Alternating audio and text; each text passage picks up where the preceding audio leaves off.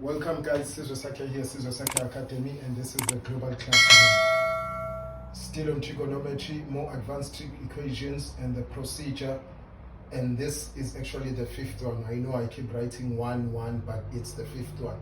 Check the video where I explain the procedures. I have them written down, and this is the fifth one.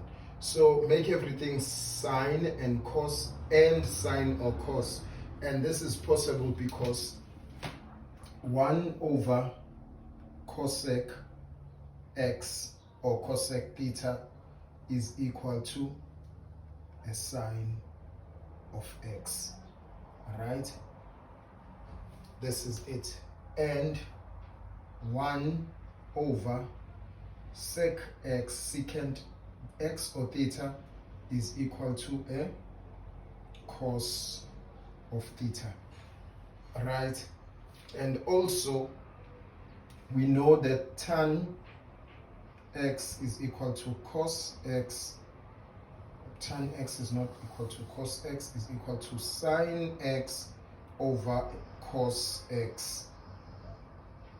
And cot x is equal to cos x over sine x. So it is possible to make everything sine and cos. We've just made everything here sine, cos, sine, cos, cos, sine, sine, cos. We've just changed that to give us the sine x and the cos of x.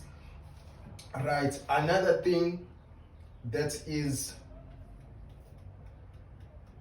important to bring to book is the sine squared x plus cos squared x being equal to 1, right? Remember, so when we say sine squared x is equal to 1, therefore it means we're transposing cos squared x to minus cos squared x, right? And then the next procedure is sine squared x is equal to, where we put a square root here, we put a square root of 1 minus cos squared x, and therefore we have sine x being equal to root 1 minus cos squared x.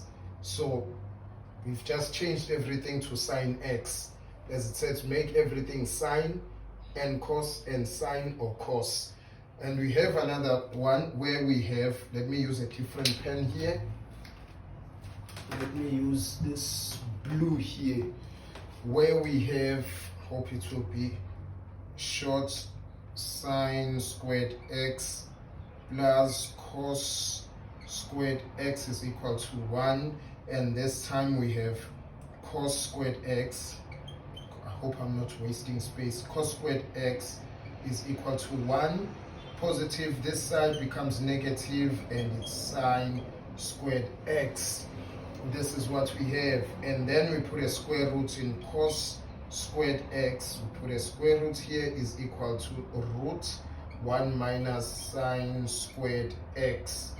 Therefore we have cos x is equal to the root, which is actually plus minus, plus or minus 1 minus sine squared x. So we can change this. This is what I wanted to show you. We can change everything to sine and cos.